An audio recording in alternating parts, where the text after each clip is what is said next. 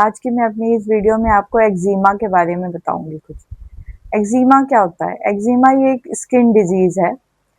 इसका कोई particular age factor नहीं है, किसी भी एज में हो सकता है।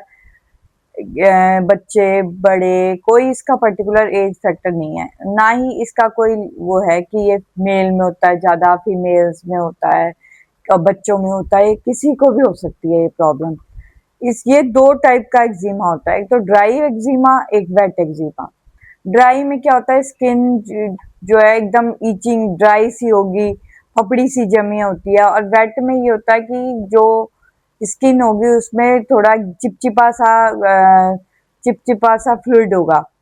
और स्किन के अंदर पानी पीले रंग का भी हो सकता है, वाइट रंग का भी हो सकता है, चिपचिपा सा लिक्विड होता है।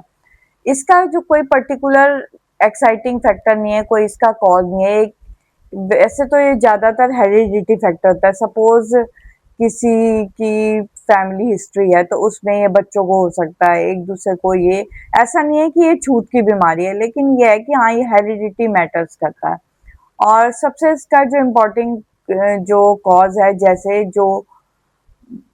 जैसे किसी को किसी चीज से एलर्जी है, सपोज वो किसी फैक्ट्री में काम करता है, वहां पे डस्ट है, केमिकल्स हैं, केमिकल की फैक्ट्री में काम करता है, या आजकल ये कॉमन जैसे शॉल की फैक्ट्री में काम करते हैं, तो शॉल की फैक्ट्री में डस्ट भी होती है।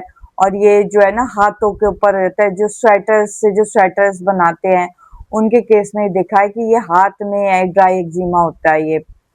और जैसे कई केमिकल्स से हो जाता है, केमिकल वाली फैक्ट्री में काम करता है, तो इसके कई सारे फैक्टर्स हैं जिनके कारण ये एक्जिमा होता है।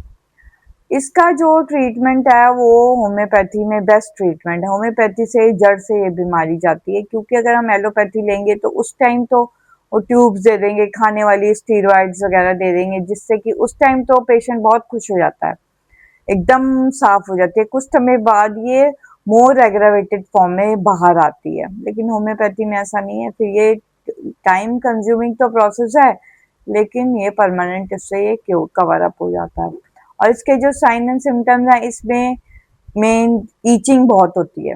ड्राई एक्जिमा है, ईचिंग होती है, खारिश, वो जलन, खारिश करने के बाद जलन होती है। वेट एक्जिमा में भी यही है कि स्टिकी सा पानी निकलता है, ईचिंग ज्यादा होती है। इसके लिए होम्योपैथी में कई सारी मेडिसिन है।